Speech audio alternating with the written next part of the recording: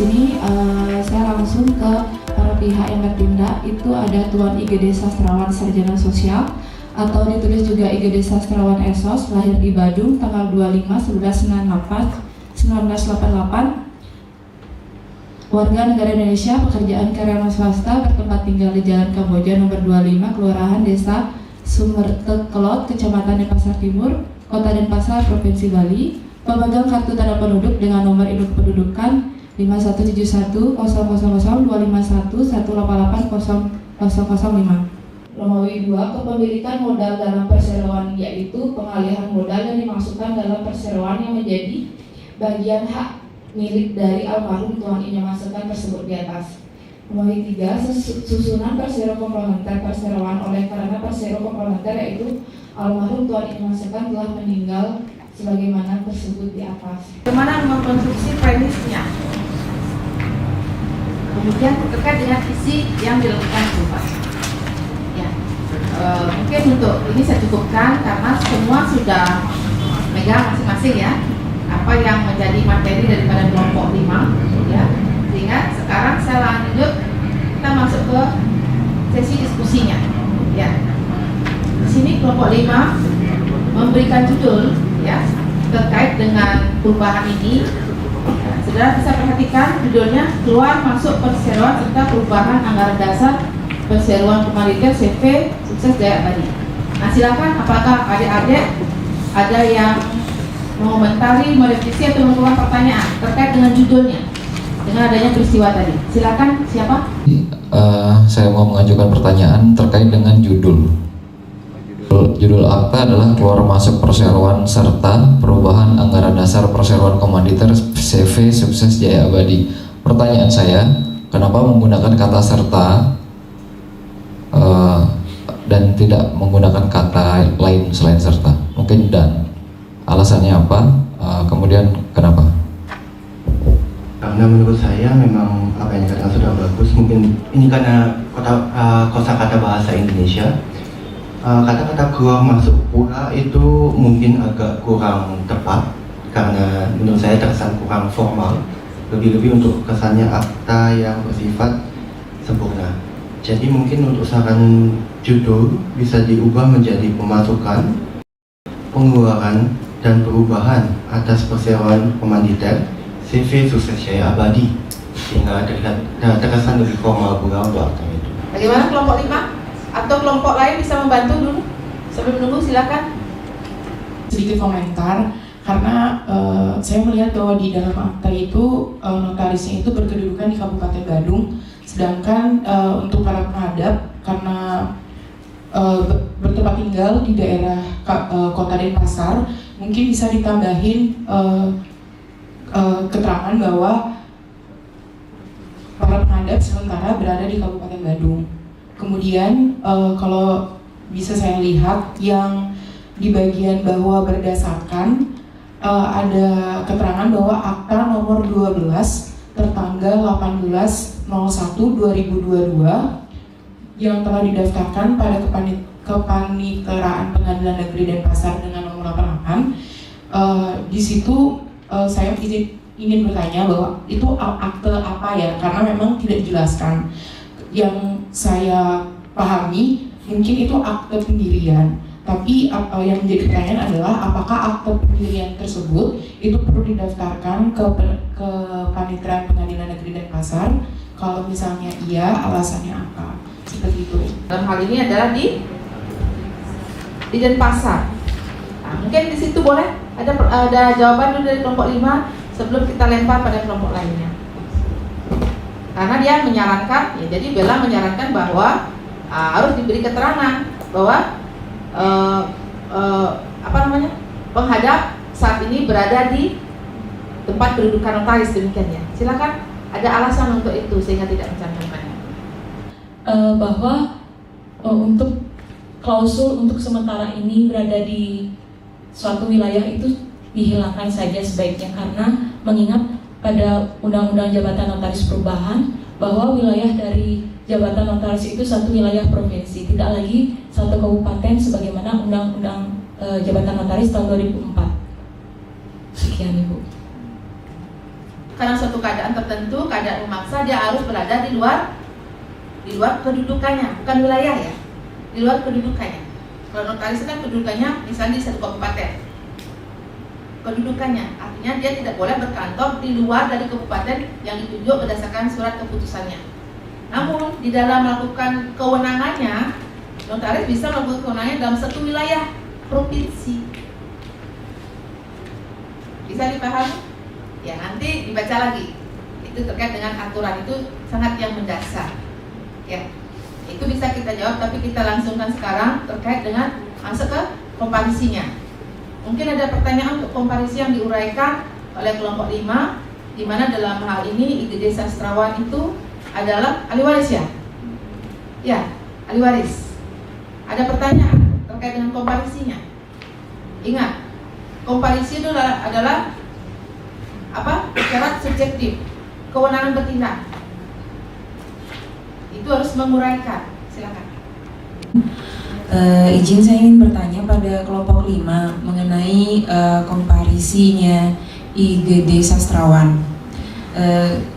Di sini kan sebenarnya di premisnya itu ada keterangan bahwa IGD Sastrawan itu bertindak berdasarkan surat kuasa yang diberikan oleh ahli waris dari Bapak Inyoman Seken almarhum. Nah, cuma di sini saya membaca ada keterangan bahwa para ahli waris. Berarti ahli warisnya dari Bapak Inyoman Seken itu adalah saya artikan lebih dari satu orang. Apakah dari surat kuasa itu saja sudah cukup Bapak IGD Sastrawan sendiri saja yang dicantumkan di komparisi, atau mungkinkah kita perlu mencantumkan ahli waris yang lain nama-namanya, atau dalam waris itu berdasarkan keterangan Pak Dr. Alit ada yang namanya ahli waris itu melepaskan hak mewarisnya. Apakah surat itu diperlukan atau seperti apa surat kuasa isinya itu kalau memang IGD Sastrawan ini yang memang satu-satunya yang bertindak gitu. Itu sih. Terima kasih. Artinya siapa dia? Mengapa dia? Paham maksudnya? Jadi bisa ditambahkan di sana menurut keterangannya dalam hal ini bertindak ya atas dasar apa dia bertindak? Apakah dia selaku ahli waris atau berdasarkan suatu surat tertentu? Ya. Kalau di sini ada yang meninggal, tadi disebutkan ada beberapa ahli waris, mungkin tidak dibutuhkan kuasa saja di sini untuk dia mempunyai kewenangan di sini bertindak. Lebih dari sekedar kuasa. Kalau kuasa nanti pemahamannya berbeda. Kalau kuasa artinya dia kan mewakili kepentingan pemberi kuasa. Itu artinya bahwa si pemberi kuasa punya hak juga di sini. Sedangkan di satu sisi, ya CV itu, ya apabila ada seorang ahli waris yang meninggal hanya boleh diwakili oleh satu orang, tidak boleh lebih. Namun di sini juga di komparisi juga diuraikan, ya. Jadi tidak lepas itu tadi kan kelompok 5 menguraikannya di premis. Itu diuraikan dulu di komparisinya, kewenangan bertindak, ya kan? Didukung juga oleh kuasa. Jadi kuasa ini tidak berdiri sendiri, ya. Alasan kuasa ini lahir karena ada pelepasan tadi. Kalau kondisinya bahwa ahli waris lainnya melepaskan haknya, mungkin saja dia tidak mau melepaskan haknya, itu CV-nya ternyata CV yang sangat profet gitu kan. Dia tidak mau. Tapi berdasarkan ketentuan hukum harus satu orang saja harus masuk, tidak boleh semuanya. Nah, mungkin bisa disebut dengan cara tadi membuat suatu pernyataan lain bahwa para pihak menyatakan bahwa itu adalah masih artinya terpisah dari akte perubahan ini. Lihat dari kata 20 itu Bu, ada yang disambung, ada juga yang diberikan spasi. Pertanyaan saya, apakah hal seperti ini itu ada pengaturannya atau memang dari gaya masing-masing notaris membuat akte? Ya itu Bu, terima kasih. Ada yang bisa bantu dulu, itu disambung apa putus? 100.000 kan gitu ya, 22 20.000 atau bagaimana? Silakan. Itu penting karena ini bahasa. Ini penting dalam penulisan. Walaupun terkadang ada perbedaannya, kalimat notasi kalimat yang sangat panjang, terkadang dia tidak SPO kan. Tapi dia penuh dengan koma, karena panjang nggak selesai-selesai kan. Dia bisa satu alinea, masih merupakan satu rangkaian peristiwa di mana mencantumkan tanda tangan. Itu ada fashion. Ada yang mencantumkan tanda tangan materi di depan, ada yang di belakang. Nah, ini sulit merumuskan. Ya, itu mungkin fashion. Tapi kalau saya pribadi, saya akan memilih lebih di belakang. Kenapa? Karena sesuai dengan runutan.